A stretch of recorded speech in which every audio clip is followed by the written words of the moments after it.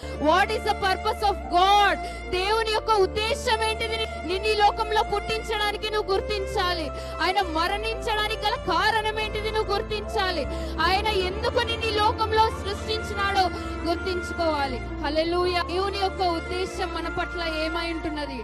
నిన్ను ఒక మట్టిగా చేసి, ఒక మనిషిగా చేసి, నీ లోపల ఒక జీవ వాయువుని ఊదగా నువ్వు ఒక ప్రాణాత్మ అయితే నువ్వు దేని కొరకు ఈ లోకంలో బ్రతుకుతున్నావు? అసలు నీ జీవితానికి ఒక అర్థం అనేది ఉంటున్నదా? మీరు ఎప్పుడైనా గ్రహించినారా? హల్లెలూయా. ఎప్పుడైనా మీ హృదయం పైన చేయి వేసుకొని మీరు అడిగినారా యేసయ్యని, అయ్యా నా జీవితానికి అర్థం ఏమైంటున్నదయ్యా? నన్ను ఈ లోకంలో ఎందుకు సృష్టించినావయ్యా? ఈ పాపాల వల్ల నీవు ఈ లోకానికి రావాల్సిన కారణం ఏంటిది ప్రభువా? అయ్యా నా కొరకు రక్తం చిందించవలసిన కారణం ఏంటిదంటూ మీరందరూ ఒక్కసారైనా యేసయ్యని ప్రశ్నించినారా? ఒక్కసారి మీ గుండెల పైన వేసుకొని అడగండి, అయ్యా ఈ లోకంలో నన్ను ఎందుకు సృష్టించినావు? నీ చిత్తము నా జీవితంలో ఏమైంటున్నది?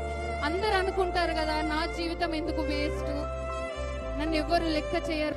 అలా కొన్ని పరిస్థితులను బట్టి ఎందుకు ఈ జీవితం అనుకుంటాడా గాని నీ శరీరంలో ఉన్న ప్రతి అవయవం చాలా విలువైనది. హల్లెలూయా. ఈ జీవితాన్ని ఒక విలువగా సృష్టించి, నీ జీవితాన్ని ఒక విలువగా మలుచుకొని ఆయన కొరకు ఆయన నిర్మిస్తే నువ్వు ఈ లోకంలో నీ కొరకు నువ్వు బ్రతుకుతున్నావు అని జ్ఞాపకం ఉంచుకోమని దేవుడు ఈ దినం మాట్లాడుతున్నాడు. హల్లెలూయా, హల్లెలూయా.